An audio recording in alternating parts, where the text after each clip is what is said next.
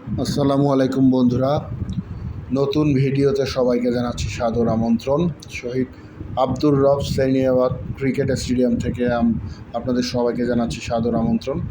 তো বরিশালের একমাত্র স্টেডিয়াম যেটা হচ্ছে বরিশালের খেলাধুলার প্রাণকেন্দ্র বলা যেতে পারে, এই স্টেডিয়ামটা কিন্তু বিগত 8 থেকে 10 বছর ধরে সংস্কার কাজ চলছে, যে কারণে বরিশালের ক্রিকেটের যে মূল খেলাগুলো অর্থাৎ ঘরোয়া পর্যায়ে, জেলা পর্যায়ে, বিভাগীয় পর্যায়ে যে খেলাগুলো একেবারে স্থবির হয়ে গিয়েছে।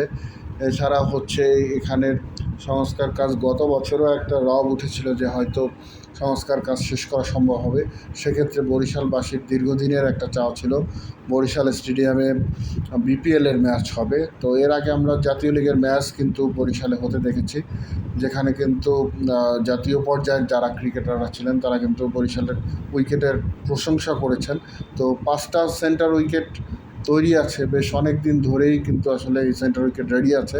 বরিশাল স্টেডিয়ামের মূল সমস্যা সেটা হচ্ছে আউটফিল্ড লেভেলিংয়ের কাজ চলছে। এছাড়াও আরও একটা বড় সমস্যা রয়েছে, যেটা হচ্ছে ড্রেনেজ ব্যবস্থা। তো ড্রেনেজ ব্যবস্থার উন্নতির কাজও চলমান রয়েছে, পাইপলাইনের কাজ চলছে। এছাড়া হচ্ছে গ্যালারির কাজ অনেকটাই হয়ে এসছে, চেয়ার বসানোর কাজ, যেটার আপডেট আপনারা আগেও বিভিন্ন ভিডিওতে দেখেছেন।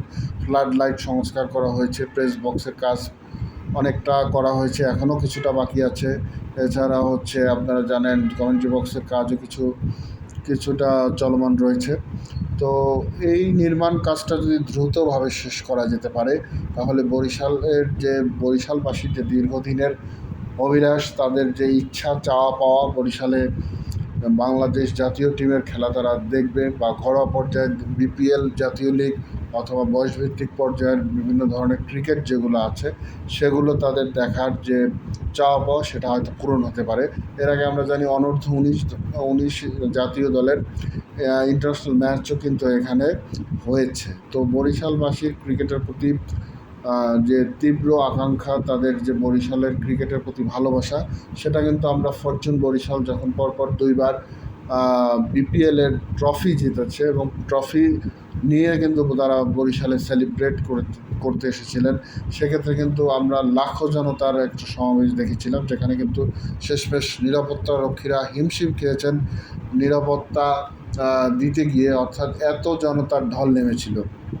তো সব কিছু মিলিয়ে বরিশালে যদি স্টেডিয়ামটা সংস্কার করে আন্তর্জাতিক মানের করা সম্ভব হয়, জাতীয় লিগের খেলাগুলো এছাড়া অন্যান্য ঘরোয়া লিগের যে খেলাগুলো আছে সেগুলো যদি এই মাঠে করানো সম্ভব হয়, বরিশালের নিজস্ব যে খেলাগুলো রয়েছে, জেলা পর্যায়ে বিভাগীয় লিগ যেগুলো রয়েছে সেগুলো যদি মাঠে করানো সম্ভব হয়, তরুণ ক্রিকেটাররা অনেক বছর ধরে বরিশালে খেলার সুযোগ পাচ্ছে না, তাদেরকে যদি সুযোগ করে দেওয়া যায়, বরিশালে ক্রিকেটটা হয়তো ঘুরে দাঁড়াতে পারে। তো সেই আশায় কিন্তু বরিশালবাসীর বুক বেড়ে আছে। আপনারা জানেন বরিশালে কিন্তু এই স্টেডিয়ামের বাইরেও বিশাল বড় মাঠ রয়েছে, যেটা কিন্তু আসলে অন্যান্য স্টেডিয়ামে সচরাচর দেখা যায় না। আমরা কক্সবাজারে দেখেছি বড় দুটো হচ্ছে মাঠ রয়েছে স্টেডিয়ামের থেকে, সেটাকে মাঠ বললেই আসলে হয়তো আপনাদের কাছে ভালো শোনাবে। কক্সবাজারে যে ইন্টারন্যাশনাল ক্রিকেট স্টেডিয়াম রয়েছে সেখানে 2টি মাঠ রয়েছে। এছাড়া বিকেএসপিতে কিন্তু অনেকগুলো মাঠ রয়েছে। তো এই দুটো বাদে কিন্তু আসলে অন্যান্য যত স্টেডিয়াম রয়েছে সেখানে কিন্তু মূল স্টেডিয়ামের মাঠের বাইরে তেমন কিন্তু আসলে আমরা দেখতে পাই না। কিন্তু বরিশালে সেটি রয়েছে। কীর্তনখোলা নদীর স্টেডিয়ামে কিন্তু আসলে যে ধরনের মাঠের ফ্যাসিলিটিস রয়েছে, কিন্তু অন্যান্য ফ্যাসিলিটিস যদি বলি, ইনডোরের ফ্যাসিলিটিস বা ক্রিকেটারদের যদি আমরা বলি অন্যান্য ফ্যাসিলিটিস যদি বলি, যে এখানে কিন্তু আসলে বাইরে মাঠে ভালো কোনো উইকেটও নেই। তারা কিন্তু তরুণ ক্রিকেটাররা আমরা এখানে যেটা দেখলাম, বয়সভিত্তিক বা এই বয়সভিত্তিক বা হচ্ছে বিভিন্ন ক্লাবের সাথে সংশ্লিষ্ট ক্রিকেটাররা স্টেডিয়ামের বাইরে যেখানে প্র্যাকটিস করছে, একেবারেই নর্মাল উইকেটে, সিমেন্টের উইকেটে তারা প্র্যাকটিস করছে।